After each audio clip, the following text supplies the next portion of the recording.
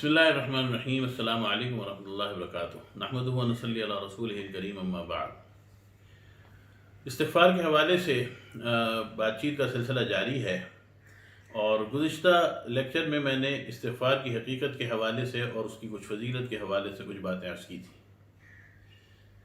कुरान करीम में अल्लाह ताला फरमाते हैं कि नब्बि इबादी अन्नी अनल गफ़ूरुर रहीम व अन्ना अज़ाबी हुवल अज़ाबुल अलीम, कि आप मेरे बंदों को बता दीजिए कि मैं मग़फ़िरत करने वाला हूँ, गफ़ूरुर रहीम हूँ, रहम करने वाला हूँ, और मेरा अज़ाब जो है वो बड़ा दर्दनाक अज़ाब है।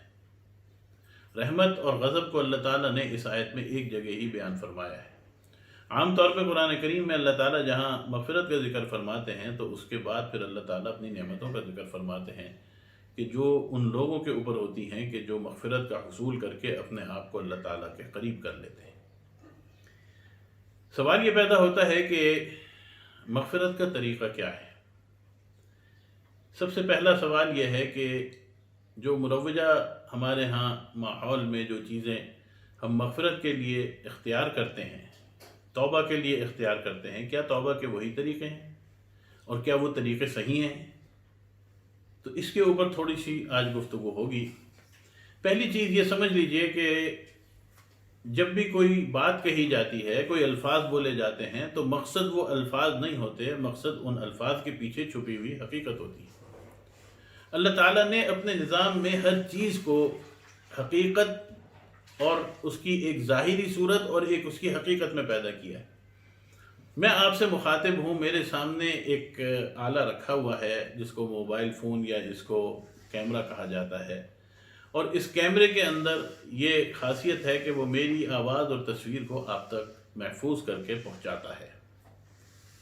बज़ाहिर ये कैमरा क्या है कि इसकी एक ज़ाहिरी शक्ल होती है और वो ज़ाहिरी शक्ल जो है वो सामने मौजूद होती है और जो शख्स भी उसको देखता है पहचानता है कि ये कैमरा है। लेकिन मकसूद क्या है कि वो कैमरा इस काबिल होना चाहिए कि जो उसकी इस्तिताअत है, जो उसके अंदर उसकी कैपेसिटी है, उसके मुताबिक वो काम कर सके। वो तस्वीर बना ले, आवाज़ ना तरसील करे तो वो नाक़िस है, और वो खाली आपकी आवाज़ आगे भेजे और वो तस्वीर ना भेज सके तो वो नाक़िस है। तस्वीर धुंधला जाए, तस्वीर के रंग ख़राब हो जाए, बिगड़ जाए तो भी वो नाक़िस है। लिहाजा ये बात जहन में रहनी चाहिए कि हर चीज़ की एक ज़ाहिरी सूरत होती है, एक उसकी हकीकत होती है, और हमेशा मकसूद उसकी हकीकत होती है। जब तक उसकी हकीकत नहीं होती वो चीज़ कामयाब नहीं होती, वो ज़ाहिर ही एक रहता है, एक उसका वजूद है मौजूद, बस और कुछ नहीं। फिर हकीकत के साथ एक उसकी रूह होती है। रूह क्या है कि वो उसके अंदर जो करंट होता है, जो उसके अंदर इलेक्ट्रिसिटी होती है, जो उसके अंदर वो लहरें होती हैं कि जो वो काम करती हैं। ये कैमरा, इसके अंदर एक इस्तिताअत है, एक इसकी हकीकत है, और फिर इसके अंदर कोई बैटरी डाल के, कोई बिजली के ज़रिए तार लगा के इसको इस काबिल कर दिया जाता है कि इसके अंदर वो ताकत आ जाए। अगर उसके अंदर वो बैटरी ना हो, उसके अंदर वो बिजली ना हो, तो वो फिर बेकार हो जाता है। वो एक बज़ाहिर एक ठोस एक चीज़ नज़र आती है। ये तफसील मैंने इतनी इसलिए अर्ज़ की कि ये बात हमें और आपको पता चल जाए कि इस्तिग़फ़ार का मतलब क्या है। इस्तिग़फ़ार की एक ज़ाहिरी सूरत है कि वो अल्फाज मक़सूद हैं, वो दुआएं मक़सूद हैं कि जो रसूल करीम सल्लल्लाहु अलैहि वसल्लम ने सिखाई हैं। वो इंसान का रोना धोना अल्लाह ताला के आगे रोना और गिड़गिड़ाना, ये सब चीज़ें उसमें शामिल हैं। लेकिन उसकी हकीकत क्या है?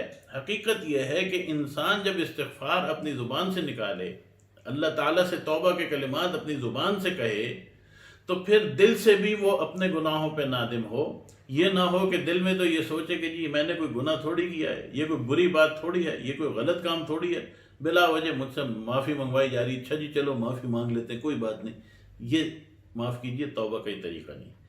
पहले दिल में अपने गुनाहों के ऊपर इंसान नादिम हो, दिल से उस नदामत का इजहार हो, उसके बाद ज़ुबान से उनका इकरार हो, ऐ अल्लाह मैंने ये काम किया, ये गलत काम किया, तेरी नाफरमानी की। और उसके बाद फिर अगले दर्जे में जाके वो अल्फाज बोले जाएं कि जो इस्तिग़फ़ार के और तौबा के हैं, ऐ अल्लाह मुझे माफ़ फरमा दे, میری مغفرت تو فرما دے۔ یہ تو ظاہری صورت۔ اور تیسری چیز اس میں وہ یہ کہ اللہ تعالیٰ سے وعدہ کرے، اے اللہ ابھی تو یہ گناہ ہو گیا، آئندہ میں ایسا گناہ نہیں کروں گا۔ تو یہ استغفار کی حقیقت ہے۔ یہ تین چیزیں اس میں ہو، زبان سے اقرار ہو اپنے گناہ کا، دوسرے نمبر کے اوپر دل میں ندامت ہو، اور تیسرے نمبر پہ آئندہ اس کے اوپر عمل نہ کرنے کے لیے اللہ تعالیٰ سے اقرار اور اللہ تعالیٰ سے وعدہ ہو۔ یہ استغفار کی حقیقت ہے۔ اس کے بعد پھر طریقے کیا ہیں؟ اس میں کوئی بھی طریقہ آپ اختیار کر سکتے ہیں، اللہ تعالیٰ نے کسی طریقے کو مخصوص نہیں فرمایا۔ آپ 2 رکعت نماز پڑھیں صلاۃ توبہ کے حوالے سے، 2 رکعت نماز پڑھ کے اور اس کے بعد سلام پھیرنے کے بعد انسان سجدے میں گر جائے اور سجدے میں گر کے اللہ تعالیٰ سے مانگے۔ اللہ تعالیٰ نے قرآن کریم میں فرمایا ادعوا ربکم تضرعا وخفیہ، اللہ تعالیٰ سے رو کے اور گڑ گڑا کے اور خفیہ چھپ کے مانگا کرو۔ اللہ تعالیٰ کو پسند ہے رات کے اندھیرے میں کسی کمرے میں اپنے اکیلا انسان بیٹھ جائے اور رو رو کے اللہ تعالیٰ سے دعا کرے، اللہ تعالیٰ سے مانگے۔ صحابہ کرام رضوان اللہ تعالیٰ علیہم اجمعین نے فرمایا، رسول کریم صلی اللہ علیہ وسلم سے یہ بات دریافت کی کہ یا رسول اللہ صلی اللہ علیہ وسلم، ہم جب دعا مانگتے ہیں تو ہم سب کو رونا نہیں آتا؟ تو رسول کریم صلی اللہ علیہ وسلم نے فرمایا کہ اگر رونا نہیں آتا تو رونے جیسی دعا شکل تو بنا سکتے ہو، مطلب انسان ایسی مسکین صورت اور رونے والی شکل بنا لے۔ ادعوا ربکم تضرعا وخفیہ، کہ اللہ تعالیٰ سے رو کے اور گڑ گڑا کے مانگ۔ پھر وہ دعائیں کہ جو رسول کریم صلی اللہ علیہ وسلم نے تعلیم فرمائی، احادیث میں موجود ہیں، وہ یقینی بات ہے کہ اللہ تعالیٰ کو منانے میں زیادہ اس میں ہمیں کامیابی ہو سکے گی اور اللہ تعالیٰ کا رجوع زیادہ ہوگا۔ وہ دعائیں کہ جو اللہ تعالیٰ نے قرآن کریم میں نازل فرمائی اور قرآنی آیات کی صورت میں موجود ہیں، وہ دعائیں یقینی طور پہ زیادہ مقبول ہیں اللہ تعالیٰ کے نزدیک۔ ان دعاؤں کو یاد کیجئے، یاد نہیں کر سکتا کہیں لکھی ہوئی مل جائیں تو ان دعاؤں کو لیجئے۔ استغفار کے کلمات کیا ہیں، استغفار کے طریقے کیا ہیں اور اس کی دعائیں کیا ہیں، اس کے اوپر انشاءاللہ آئندہ نشست میں بات ہوگی۔ یہ رمضان کا مہینہ ہے، رو کے گڑ گڑا کے اللہ تعالیٰ کو راضی کیجئے۔ اللہ تعالیٰ کو اپنے بندے کا رونا اور گڑ گڑانا بہت پسند ہے، اور اللہ تعالیٰ اس کے اوپر اس کے انتہا درجے کا اجر عطا فرماتے ہیں۔ دعا کیجئے اللہ تعالیٰ ہم سب کا حامی و ناصر ہو۔ وآخر دعوانا ان الحمد للہ رب العالمین۔